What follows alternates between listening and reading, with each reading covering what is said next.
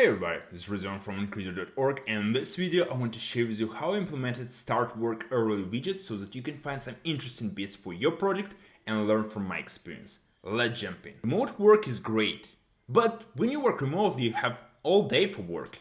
So a lot of people end up stretching the work for the whole day and not having quality rest time. One of the solutions is to have an end time for your workday. Let's say it would be 5 p.m. and after that time you don't check Slack, you don't do any work related stuff, and you just enjoy yourself, relax, have dinner, chill out, watch TV, whatever. By knowing that you don't have the whole day for work, it will actually make you more productive because you won't procrastinate and you will want to finish your work early. But in order to finish your work early, you need to start work early, and that could be quite a problem. To fix your sleep, you need to change your habits and behaviors, and we'll talk about it in the next video. But first, it's important to start tracking this stuff. So when you use Increaser, you track your work sessions. And by tracking your work session, we would know what time did you start work. And by knowing that information, we can provide an interface that shows you work start time. You can set for yourself a goal, like start working at 6:30 a.m. and then check how you perform towards it. So let's start with the landing page. It's the place where I try to explain the idea in simple terms. So first on the left side I show a preview of an interface. Here we show last 7 days. It's not that many days and not that little, so it's enough to give you perspective. And as you can see here, we have different work start time, and it's a kind of perfect example. Here a person wakes up all the time before 6:30 except weekends. On the right side we have a copy, so it is start work early to enjoy the evening. After that we strike with 3 bullet point statements. So first one is sleep without racing mind. If you don't work before sleep, you're rested and you don't have this rush that doesn't allow you to fall asleep. Second one is guilt-free evenings. When you know that you haven't finished work and you try to enjoy yourself, you're always thinking about, well, I haven't done that much today, and it's kind of bugs you. And the last one is wake up rested. If you had rest at the end of the day and you had well quality sleep, then you should be rested in the morning and ready to attack the day. The app, I added the interface under the session analytics page, and in my case I have a goal to start work at 6 a.m.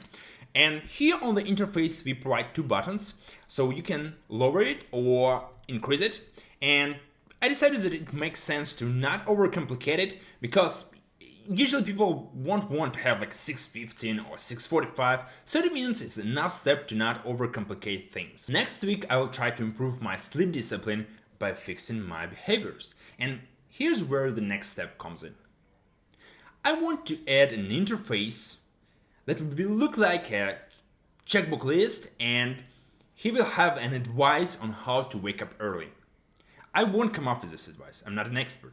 Instead, I will go through different materials and provide a list with the link to the resource. It will be the next step. So that if you see that you don't wake up early, what can you fix in your habits and behaviors to fix the situation? It was relatively easy to implement the interface.